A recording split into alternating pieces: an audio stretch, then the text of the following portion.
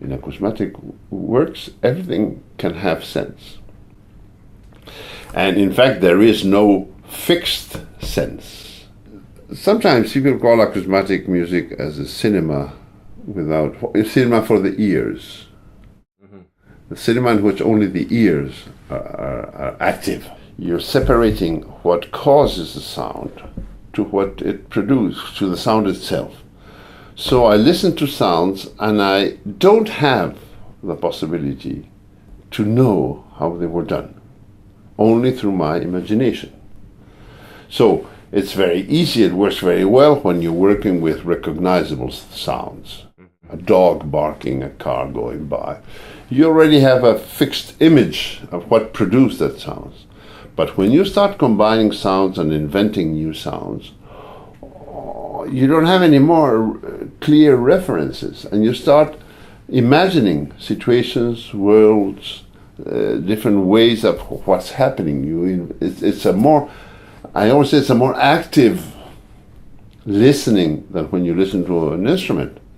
When you listen to a piano, you don't listen to the sound of the piano because you know it. You forget it. You're continuously conscious that it's what the sound is. So you can concentrate in the combinations, in the writing, in the different facets of the musical writing. In fact, instruments and music can become extremely complex due to that fact, that you know it is a fixed set of sounds which has a common denominator, which is the timbre of the instrument. And if I'm listening to piano and you play beside me, I don't take that as being part of the music. I know it's an accident, it's outside. I can concentrate. I can listen only to the sounds produced by the instrument. And that's the most interesting thing about acousmatic, is the fact that you listen to the sounds. It's not that you tell yourself, well, what is this sound I'm listening to? It's that your mind cannot work otherwise. We're so accustomed to have cause effect that when we listen to effect, we immediately attach a cause. It's our way. Listening would not work without that. If I could not figure out where the sounds come from, listening will make no sense. So whenever I listen, what is it? What is it? What is it? My unconscious mind is continuously trying to understand all the sounds that are coming around to see if there's any danger. Now, there's no danger. We're sitting. We already are conditioned by the fact that you're in a concert. This is not happening while you just go to the toilets. It's just you go to a special place and then you sit down and you start listening in a musical way. And then you start building up the reasons, the explanations, the coherence of what you are listening to. It's your work as a listener.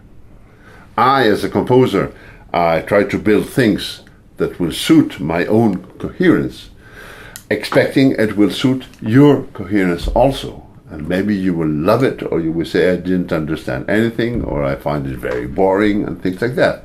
It depends on how everybody interprets what they're listening to. So that is a wonderful thing about acousmatic. It's just playing with this capacity we have of immediately giving a reason to something. Is that the original idea of Pierre Schaeffer, or this is something what you describe now is something that came... it came much later. Schaeffer's starting point was to say, now with all the recording devices, we have a new capacity to control sound production. Mm-hmm. We don't need to have the instruments anymore on stage to perform the sounds. We can just push a button and the sound will play. So we could use this new possibility to enlarge the orchestra, to bring new sounds to the orchestra. Instead of inventing new instruments, let's just record them and play it when it's necessary. In his first book, he imagines a machine in which there are, of course, there were only record players, where he has an array of record players, and just by pushing buttons, actually it's called a sampler today. And then, working with his idea, he started combining sounds, because the methods were very primitive from today's point of view, and it took a lot of time to make something. So he started recording sounds, modifying them, and putting them together, and trying to analyze what was happening. And that is how he started with his first studies. And then he realized that he had discovered something different. The acousmatic thoughts came a bit later, in the fact that what happens when you combine sounds? How do sounds put together start making sense for our perception? His first works are very anecdotic. They use recognizable sounds. It's only after the first works that he said, no. We need to have special sounds which are not referenced in our perception or are referenced as musical sounds, as it happens in instrumental music. So he started being very demanding to which sounds were being used, and there's where he started developing his theories, his classification systems. The fact that the sound is a double thing, is what it sounds, and it's how it develops in time. So is that the difference between the sound object and the musical object? It's, for him, yes. First of all, he needed a concept that would permit him to deal with sounds.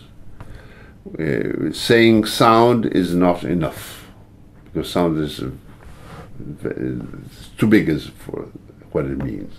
So let's limit. So this is where he came in an analogy with instrumental music, where you have all the instrumental sounds, and then you have notes. Notes is a discrete set of sounds produced by an instrument. So we need discrete units. And here where comes the idea of a sound object,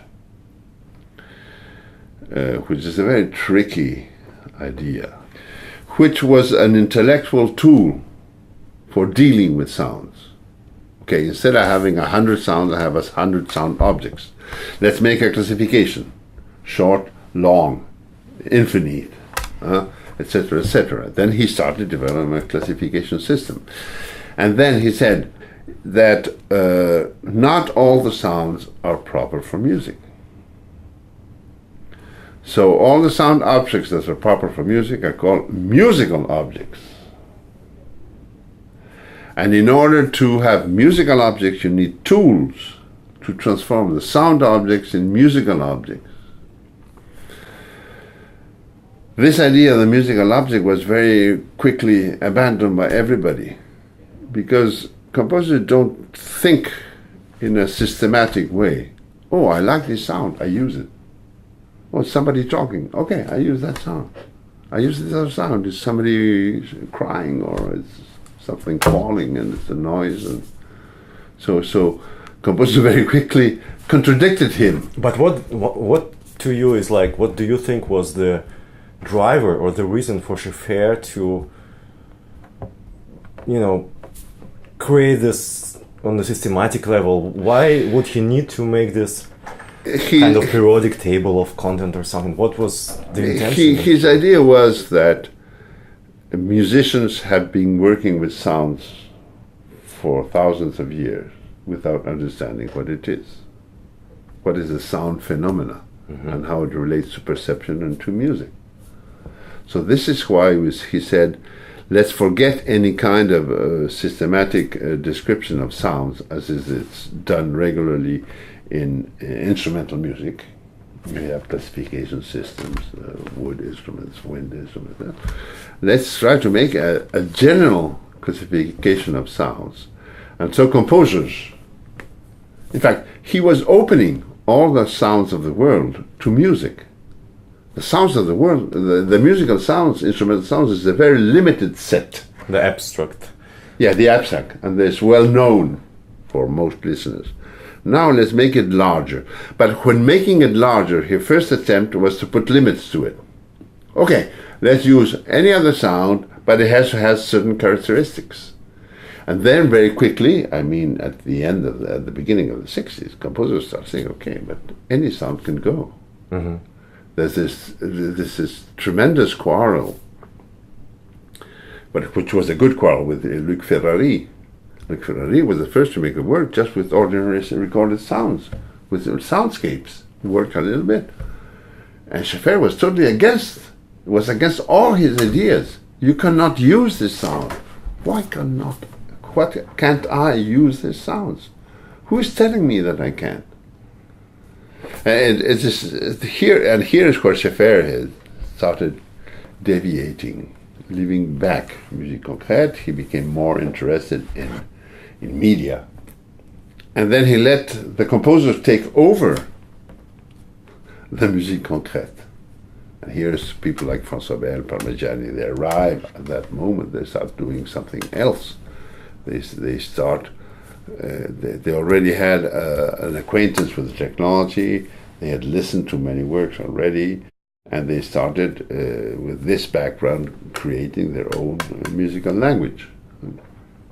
And then, since musique concrète, I don't know why, it had a kind of it meant something ancient. Then Francois Bayle proposed in the beginning of the 70s the idea of giving it a name. And it was called Acousmatic.